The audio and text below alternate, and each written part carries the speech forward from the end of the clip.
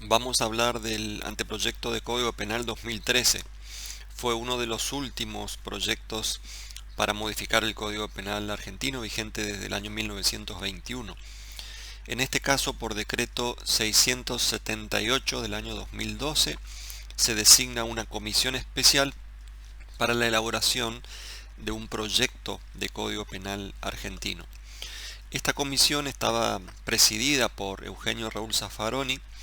Los miembros de esa comisión eran León Arlanián, María Elena Barbagelata, Ricardo Gilavedra y Federico Pinedo. También como secretario Julián Álvarez y Roberto Carles, el coordinador. Bien, esa comisión terminó su tarea, su trabajo, y entregó el proyecto el 10 de diciembre del año 2013.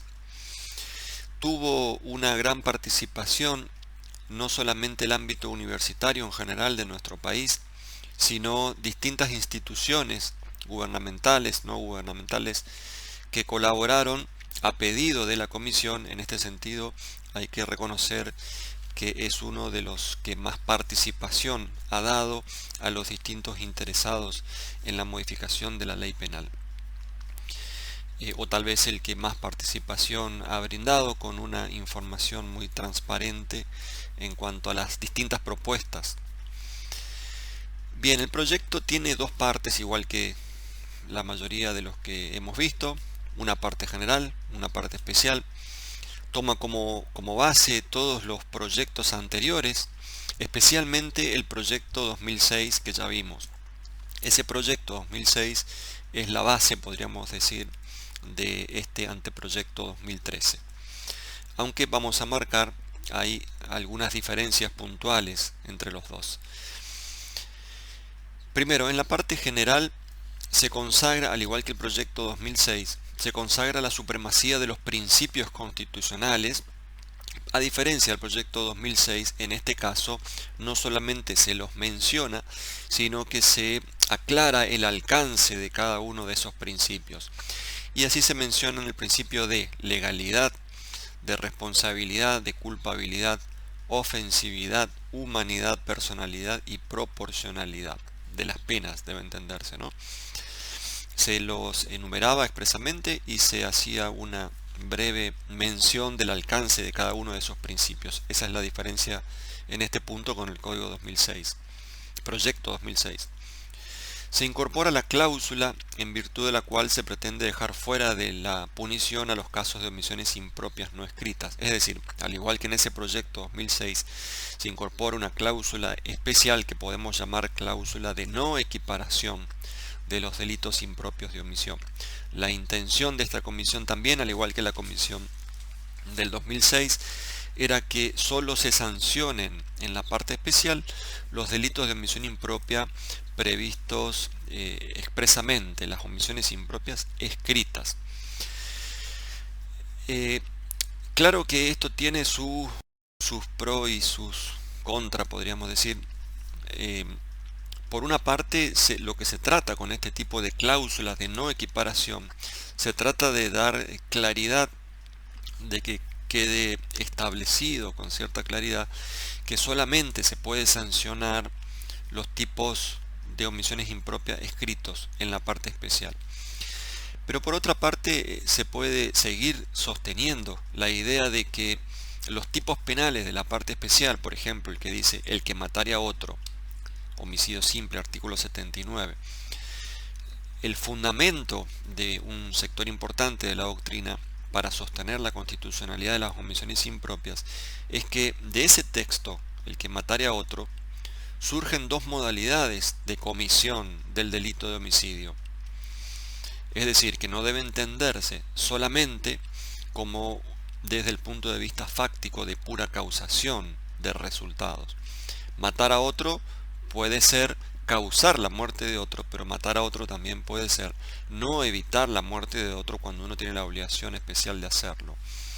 De modo que creo que aunque se ponga en el Código Penal cualquiera sea una de estas cláusulas de no equiparación, se va a poder seguir discutiendo si se tienen que aplicar o no las omisiones impropias no escritas, es decir, si las omisiones impropias no escritas son constitucionales o no. Se va a poder seguir discutiendo.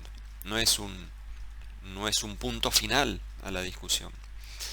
Sin embargo, esa era la intención clara de la comisión en este caso. También se hacía referencia a que solo son punibles las conductas realizadas con voluntad directa. Así se define el dolo en este proyecto y se consagra el principio de número cerrado de tipos culposos. Se dice expresamente que en los casos en los que se sancionan también las conductas imprudentes, solamente en esos casos se pueden penar las conductas imprudentes. Pero se define entonces al dolo como la conducta realizada con voluntad directa. Se trata de excluir también lo que en doctrina se llama el dolo eventual. En el ámbito de aplicación espacial se aceptaban los principios de territorialidad, principio real o de defensa, el principio universal y también de la personalidad pasiva cuando se lesionan bienes personalísimos del sujeto nacional argentino. Es decir, se daba la posibilidad también de que puedan ser sancionados por el Código Penal argentino casos de conductas cometidas en el exterior, pero cuando la víctima ha sido un nacional argentino y se justificare puntualmente la aplicación de nuestro Código Penal. Pero se habilita entonces, eso es una novedad, el principio de la personalidad pasiva. En el título segundo se trataba el hecho punible y ahí se consideraban en el artículo quinto distintos supuestos de no punibilidad, así como el código original y el código vigente todavía. En el artículo 34 establece distintos supuestos de no punibilidad, mezclando supuestos de exclusión de la tipicidad, de la antijuricidad y de la culpabilidad. Acá también se respetó esa tradición y en el artículo quinto se incluían una cantidad de supuestos, todos juntos, sin distinguir cuáles son causa de justificación o de atipicidad. Y entonces ahí se mencionan distintos supuestos similares a los que ya se preveían en el proyecto 2006. Por ejemplo, legítima defensa, estado de necesidad.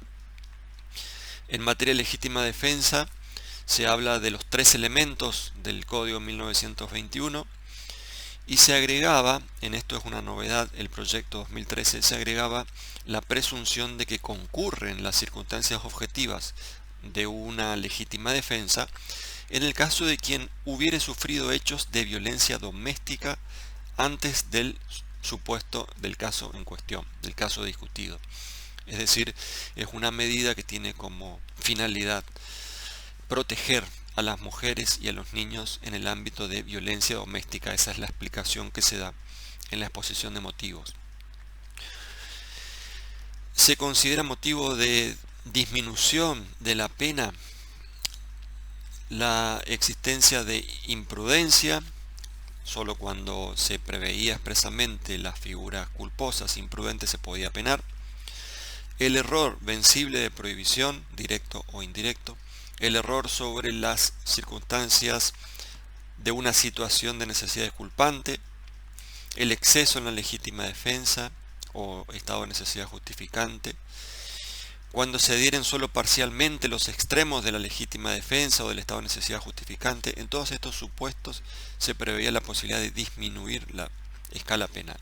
Es decir, cuando no se dan completamente los elementos de la legítima defensa, estado de necesidad, pero se dan algunos, sería una norma que sustituye al exceso en las causas de justificación. En este caso, si no se dieran todos los supuestos que excluirían la pena por justificación, de todas maneras lo que se prevé es una disminución.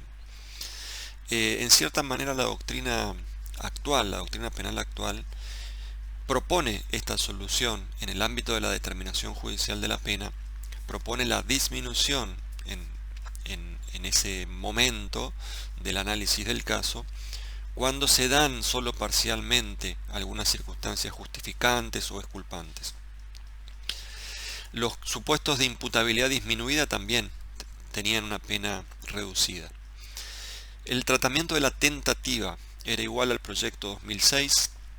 excepto la única diferencia es que se excluía la punibilidad expresamente en los casos de inexistencia del objeto, es decir, en los supuestos de inidoneidad de la tentativa en el objeto.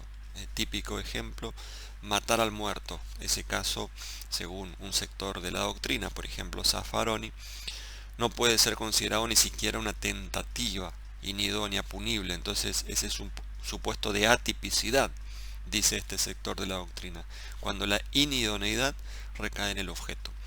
De modo que solo se aceptaba entonces la tentativa inidónea punible con una pena disminuida cuando hubiera inidoneidad en el medio utilizado, no en el objeto.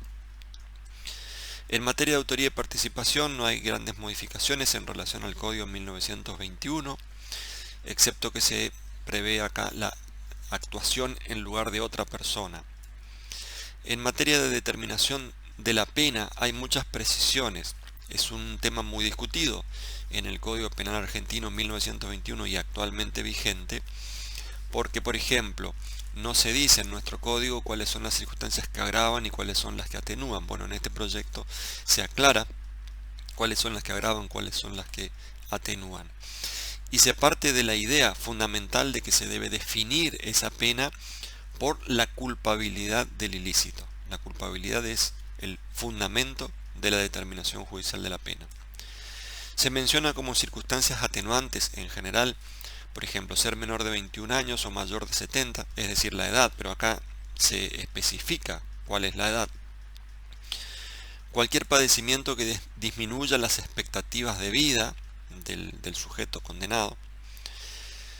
La limitación del ámbito de autodeterminación, esto está muy bien y la doctrina así lo reconoce, aunque no se excluya la autodeterminación, pero si se limita, debería considerarse eso en la determinación de la pena para disminuirla. Actuar por motivos valiosos, las consecuencias lesivas que hubiere sufrido el autor, es decir, la pena natural. Intentar desistir o evitar la consumación del hecho, la conducta posterior al hecho, también todos estos eran supuestos que deben considerarse para la determinación de la pena, para disminuirla. Se consideran en general circunstancias de mayor gravedad, por ejemplo, la pluralidad de autores. Esto lo vemos en los tipos penales, en la parte especial. Hay una cantidad de agravantes por el número de autores, por la pluralidad de autores. El fundamento en general es la mayor indefensión de la víctima, la mayor facilidad que tienen los autores en ese caso por actuar en grupo. Entonces, pluralidad de autores, alta organización, indefensión de la víctima, entre otros supuestos, son los que agravan la determinación de la pena. También se consideraban especialmente circunstancias de máxima gravedad, por ejemplo, el alto conocimiento técnico que tuviera el autor para cometer el delito, la inusitada crueldad utilizada por el autor o demostrada por el autor en la comisión del delito. Esos eran supuestos de extrema gravedad. Aclaro, esto no significa que se agrava la pena, sino que dentro de la escala penal prevista para cada figura, en el momento de la determinación judicial de la pena habría que pensar en los máximos. Se consideraba la insignificancia como un motivo de exención de pena cuando no se afecte de manera significante el bien jurídico protegido. También estaba prevista la posibilidad de aplicar la pena por debajo del mínimo o eximirla incluso en casos de pena natural. Esto es algo que la doctrina y la jurisprudencia vienen reconociendo, proponiendo desde hace mucho tiempo, aplicar la pena por debajo del mínimo. Cuando el autor fuera miembro de pueblos originarios también se considera una circunstancia de exención de la pena. Cuando hubiere sufrido sanción según sus costumbres, esos integrantes o miembros de pueblos originarios, o cuando el hecho fuera conforme a esa cultura originaria, también se considera la posibilidad de disminuir o eximir la pena. Para evitar la doble punición, esa es la idea en la exposición de los motivos, en la explicación, lo que se trata es de evitar la doble sanción y el respeto a los pueblos originarios tal como establece nuestro bloque de constitucionalidad. También se prevé o se preveía la disminución por debajo del mínimo cuando el autor hubiera sido objeto de tortura, tormentos o vejaciones de parte de funcionarios responsables de su privación de libertad en la prisión preventiva, se entiende. Es decir, cuando el condenado hubiera sido, se le tiene que aplicar una pena, se le podía disminuir e incluso por debajo del mínimo cuando hubiera sufrido penas ilícitas. A esto se le llama penas ilícitas, el maltrato, las torturas, los tormentos que puedan sufrir en la prisión preventiva. Era una forma de compensar esas penas ilícitas sufridas. Se preveía también la posibilidad de sustituir la pena de prisión del mismo modo que lo hacía el proyecto 2006, es decir, la detención domiciliaria, detención de fines de semana, la obligación de residencia, trabajos comunitarios, las alternativas a la prisión que ya estaban propuestas en el proyecto 2006. Por eso este proyecto tampoco tenía la libertad condicional, porque bueno, estaban todas estas alternativas a la pena de prisión, ¿no? En relación al ejercicio de las acciones, se preveía también acá el principio de oportunidad, es decir, la idea de que el fiscal puede decidir en un caso particular no continuar con la acción penal, que se podía convertir en acción privada. En esto también es una copia del proyecto 2006. Se podía desistir en casos de insignificancia, en casos de pena natural. Eso se deja librado al criterio del fiscal en cada caso particular. Los motivos de extinción de la acción en general son muy parecidos al proyecto 2006. También estaban acá previstas las sanciones a las personas jurídicas. Bien, pasando a la parte especial, hay también grandes innovaciones comparado con el Código de 1921 y es muy parecido la forma de organizarlo al proyecto 2006, pero también hay diferencias con el proyecto 2006. Vamos a ver. El título primero, acá igual al proyecto 2006, estaba dedicado a los delitos de lesa humanidad y crímenes de guerra. Es decir, lo primero que aparece en la parte especial, y esto es importante porque demuestra también la trascendencia que le da el Estado a esos delitos. El Código Napoleónico empezaba con los delitos contra el Estado y después estaban los delitos contra las personas. En cambio, el Código de 1921, siguiendo la idea de Feuerbach y el Código de Baviera, empezó con los delitos contra las personas. Bueno, este proyecto también empieza con los delitos contra las personas, al final los delitos contra el Estado, pero incorpora en el título primero los delitos de lesa humanidad y crímenes de guerra que se consideran impuestos por el orden internacional y por respeto a todos los al derecho internacional en general. En el título segundo trataba los delitos contra las personas. Como novedades podemos destacar que entre los homicidios agravados por el vínculo, por ejemplo, se modificaban en el homicidio agravado por el vínculo se menciona como requisito la convivencia estable, en este sentido igual al proyecto 2006.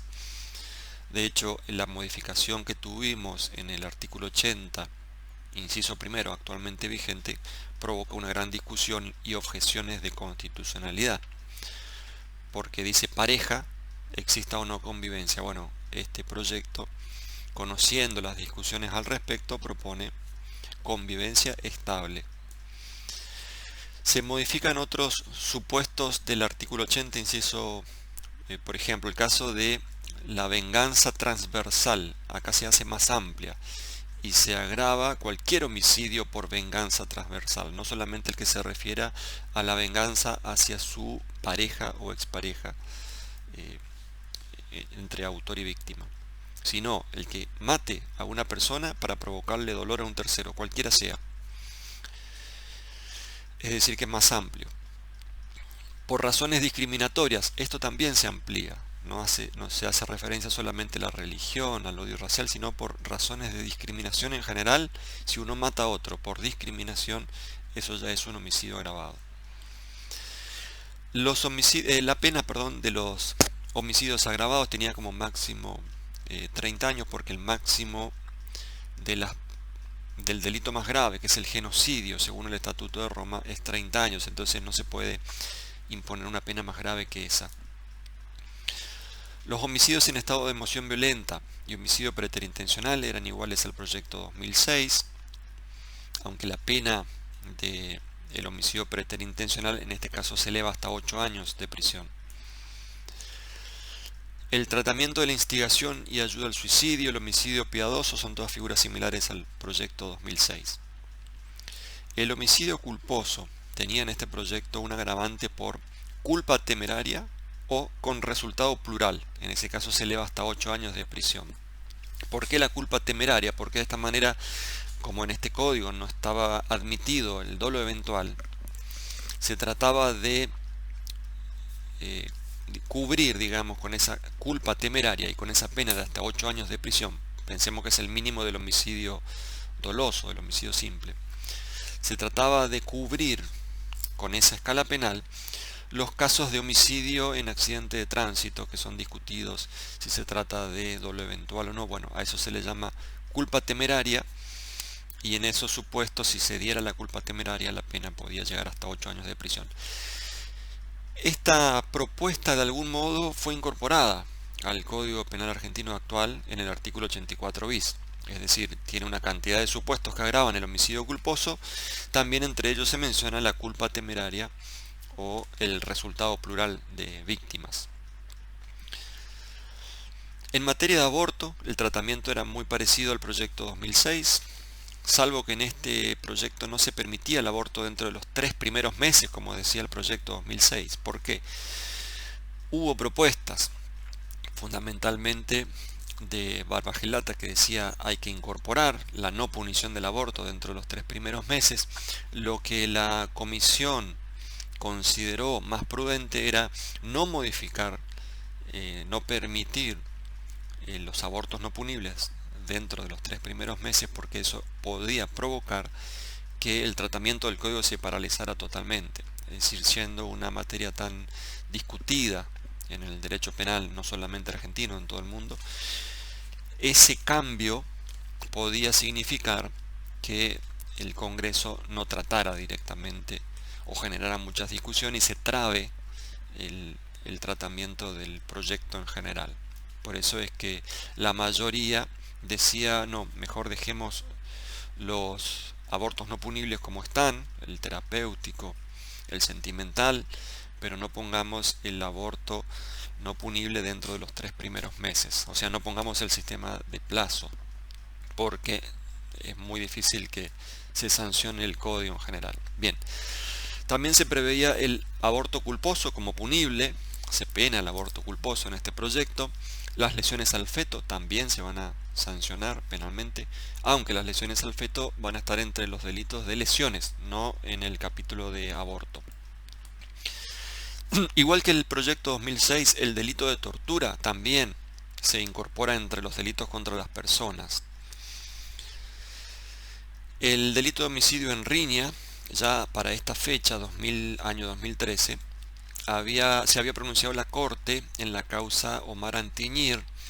Entonces, en el fallo de la Corte, o en la mayoría del fallo de la Corte, Antiñir Omar, la Corte había dicho que nuestro código prevé el sistema de participación en riña. Entonces lo que hace este proyecto también es legislar, redactar el homicidio en riña de modo que quede claro que se trata de sancionar a quien participa en una riña, y las lesiones o muerte de alguna víctima son una especie de condición objetiva de punibilidad, no un elemento del tipo objetivo. ¿Para qué? Para evitar las discusiones de constitucionalidad o inconstitucionalidad de esta figura. El delito de abandono de personas tenía una configuración muy especial en este proyecto. Recordemos que en el proyecto 2006 anterior se seguía manteniendo la mención a la exposición y el abandono, es decir, a las dos modalidades que se habían incorporado ya como propuesta de Sebastián Soler en el año 1968 y con la ley 17.567. Se seguía con la idea de exposición y abandonos, y la doctrina entendía que la exposición era activa, el abandono pasivo. Bueno, en este proyecto se quita la modalidad de exposición, se saca la modalidad activa, y el abandono de personas pasa a ser un delito que solo admite la modalidad omisiva, es decir, el abandono propiamente dicho. ¿Por qué? Porque esta es la idea de los autores o de la doctrina que en nuestro país consideran que no se puede penar el homicidio por omisión impropia por vía del artículo 79, por vía del homicidio simple por omisión impropia. Entonces, esta figura de abandono de persona, que incluso tiene previsto un agravante cuando se produce el resultado muerte, viene a ser el homicidio por omisión. Entonces, la exposición en este artículo queda como sin sentido, por eso se la quita y solo se habla de abandono propiamente dicho. Se hace una aclaración más puntual de las posiciones de garantía, no se las trata del modo en que el artículo 106 habla actualmente, sino que se hace una exposición más detallada de quiénes serían los garantes, y esa exposición más o menos está acorde a las propuestas que hay más recientes, digamos, en la doctrina penal sobre posiciones de garante. También hay modificaciones en el delito de omisión de auxilio.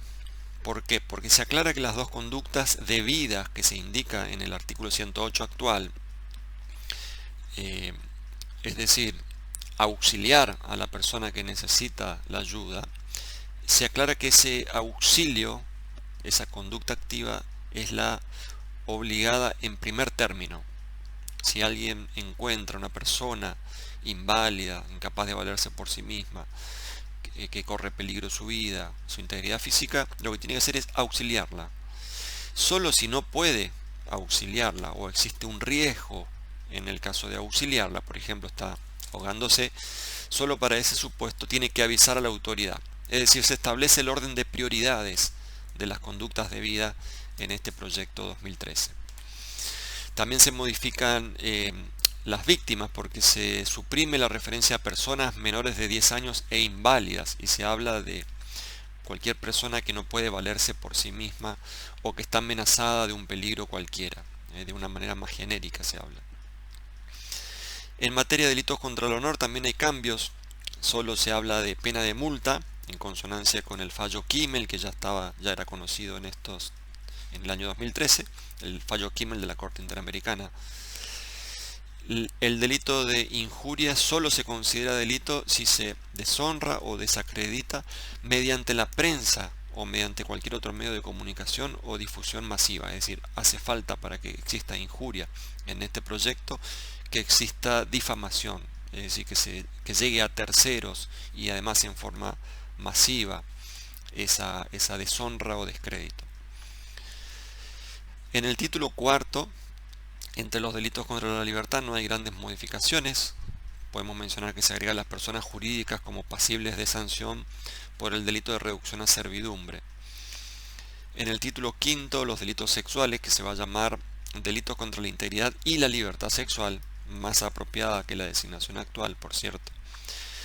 Estaba previsto el delito de violación y otros abusos sexuales, no el abuso sexual gravemente ultrajante que tenemos actualmente en el 119, segundo párrafo, que genera muchas discusiones desde el punto de vista constitucional. En el delito de estupro no se va a exigir la inmadurez sexual de la víctima, sí se va a exigir que el autor sea mayor de edad y que se aproveche de una situación o relación familiar con respecto a la víctima. Se sanciona la promoción de la prostitución de menores y mayores. En el caso de los menores no se considera relevante el consentimiento, en el caso de los mayores sí. Se sanciona la corrupción de menores, exigiéndose expresamente la continuidad en los actos. Ese elemento que lo propone la doctrina y la jurisprudencia en este proyecto expresamente lo exigía la ley, ¿no? Las exhibiciones obscenas solo se sancionan como delito cuando puedan ser vistas por menores de 16, no cuando puedan ser vistas por mayores de edad. Entre los delitos contra las relaciones de familia y el estado civil se incorpora el delito de entregar un hijo para ser adoptado por precio o promesa remuneratoria, es decir, lo que se llama el delito de venta de bebés, que la Corte Interamericana de Derechos Humanos le dijo al Estado argentino que tiene que prever en su legislación interna. Se incorporan también los delitos de incumplimiento de deberes de asistencia, impedimento de contacto, que actualmente lo tenemos en leyes especiales. En este sentido es igual al proyecto 2006. El título séptimo se titula Delitos contra el patrimonio. Como novedades, bueno, en el robo se incorpora la intimidación. Una vez más, la intimidación se la menciona como medio de comisión del robo. El robo agravado por uso de armas tiene una redacción que puede evitar, digamos, las discusiones que existen actualmente en relación al artículo 166 de nuestro Código Penal. ¿Por qué? Se simplifica la redacción y el robo agravado por el uso de armas dice el que comete un robo con arma real o simulada. Entonces ahí quedan incluidas, por ejemplo, las armas descargadas, las armas que no funcionan, pero quedarían incluidas porque se puede considerar que son armas simuladas. Es decir, al menos se va a dejar de discutir si esos supuestos que actualmente se discuten, arma descargada, arma que no funciona, son robos agravados o no por el uso de armas. También se aclara el caso del supuesto de muerte en ocasión de robo, que se discute actualmente en el artículo 165. ¿Por qué se aclara? Porque se hace referencia a que la muerte tiene que ser culposa. Algunos sostienen que están incluidos los homicidios culposos, otros dicen solo se incluyen en el 165 los homicidios dolosos. Se aclara entonces que van a estar incluidas las muertes culposos en ocasión de robo, pero además se establece una pena que es proporcional a lo que sería un concurso real entre el robo agravado por uso de arma y el homicidio culposo. No como tenemos actualmente una pena que no es proporcional a un homicidio culposo más el robo agravado por el uso de arma. En la pena del 165 es lo que hace decir precisamente un sector de la doctrina que solamente se puede aplicar a los homicidios dolosos, a las muertes dolosas en ocasión de robo, precisamente porque la pena es muy alta. Y si se admitieran los homicidios culposos, se afectaría el principio de proporcionalidad de las penas. Se incorporan también, igual que el proyecto 2006, las defraudaciones en las prácticas deportivas, es decir, darle dádivas o ofrecerle dádivas a un árbitro, por ejemplo, para obtener mejores resultados en una competencia deportiva. Los delitos de cheque, los delitos contra los derechos intelectuales, propiedad de marcas y designaciones están incluidas entre estos delitos patrimoniales. Entre los delitos contra el orden económico y financiero, así se llama el título, se incluyen ahí los delitos aduaneros, de lavado de activos, delitos o mejor dicho, delitos contra el control de divisas. El título 9 se llama delitos contra la hacienda pública y la seguridad social, y ahí están los delitos de evasión tributaria y todos los fraudes que hoy tenemos en una ley especial también. Y se incluye, esto es curioso, el delito de omisión de asistencia médica o farmacéutica. Esta figura penal se refiere a las prestadoras de servicios médicos, a las obras sociales que se negaren, por ejemplo, a realizar una prestación que según la legislación deberían prestarla a sus afiliados y que actualmente no se considera, o por lo menos no es un delito particular en nuestro sistema penal. Es discutible que sea, por ejemplo, un abandono de persona, podría ser, pero es discutible, se deberían dar los requisitos de esa figura contra las personas. En este proyecto está tratado como un delito independiente. Entre los delitos contra la seguridad pública están las figuras de tenencia y portación de armas con penas más proporcionadas que en el sistema penal actual. No hay esas agravantes por antecedentes del autor que tenemos actualmente en nuestro código. Entre los delitos contra la salud pública están los delitos vinculados a estupefacientes, de manera similar al proyecto 2006, es decir, con penas más proporcionadas. Penas de 3 a 10 años de prisión, por ejemplo, para el tráfico de estupefacientes. No de tan grave como la que tenemos actualmente en la ley 23737 de 4 a 15. Se sanciona también el tráfico de órganos dentro de los delitos contra la salud pública. Se incorporan al código también los delitos contra el ambiente, la fauna y la flora. Ahí estarían todos los delitos de contaminación, los delitos contra la fauna silvestre y acuática. Entre los delitos contra el orden público se incorporan los delitos de tráfico de migrantes y permanencia ilegal de migrantes. Finalmente, estaban previstos los delitos contra la administración pública y los delitos contra la fe pública. Como dato curioso, entre los delitos contra la administración pública se puede mencionar el peculado de bienes de servicio y peculado de uso, que no está previsto actualmente en nuestro Código Penal, y la Convención Americana contra la Corrupción aconseja a los estados parte a agregarlo. En fin, son una cantidad de modificaciones que proponía, innovaciones que proponía este proyecto 2013. Tenía como base el proyecto 2006, pero como hemos visto, muchas propuestas particulares. Tampoco llegó a ser ley vigente este proyecto 2013.